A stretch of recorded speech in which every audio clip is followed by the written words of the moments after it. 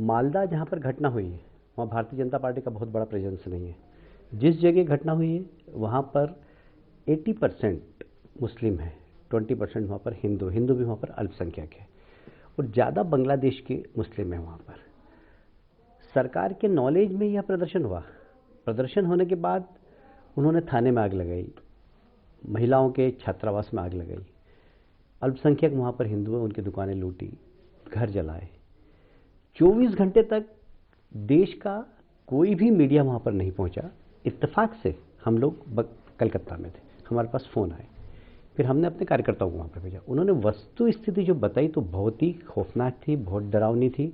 और वहाँ जिस तरीके से नारे लगे, जिस तरीके से वहाँ पर एब्यूजिंग दे रहे थे, भारत को गाली दे रहे थे और पाकिस्तान के झंडे लहराए, इससे फेलियर ऑफ गवर्नेंस तो मानेंगे आप कि थाने में आग लग रही है।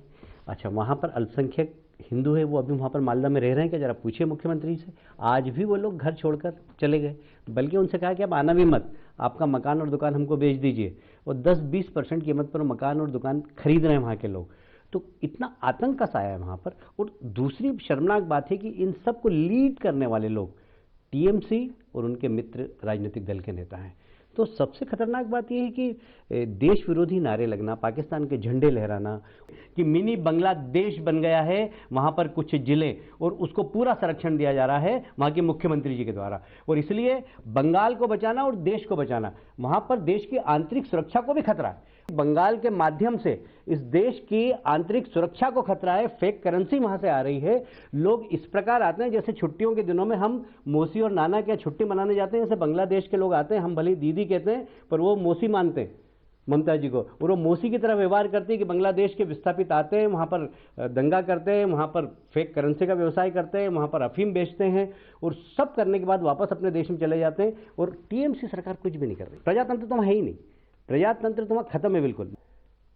हम वहाँ पर प्रजातंत्र की स्थापना करेंगे। जब बिहार के चुनाव चल रहे हो वहाँ पर सारे पुरस्कार वापस करने वाली ब्रिगेड एक हो गई। उसके बाद इतनी सारी घटना हुई, मालदा की घटना हुई, वो ब्रिगेड कहाँ, जरा देखिए से उनसे तो पूछिए आप कि ये पुरस्कार लौटाने वाली ब्रिगेड जाकर जरा मालदा में तो देखें, वीरभूमि में देखें, थाने में किस प्रकार आग लगी, मालदा के अंदर किस प्रकार अल्पसंख्यक हिंदू छोड़कर वहाँ से भाग गए।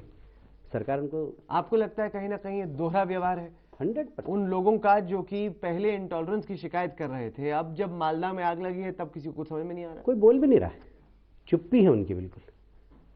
मतलब ऐसा लगता है जैसे किसी खूंटे से बंधे हुए थे वो। बस देश के लिए नहीं उन्होंने जो भी बयानबाजी की, एक खूंटे से बंध कर उनको खुश करने के लिए उन्होंने बयानबाजी की।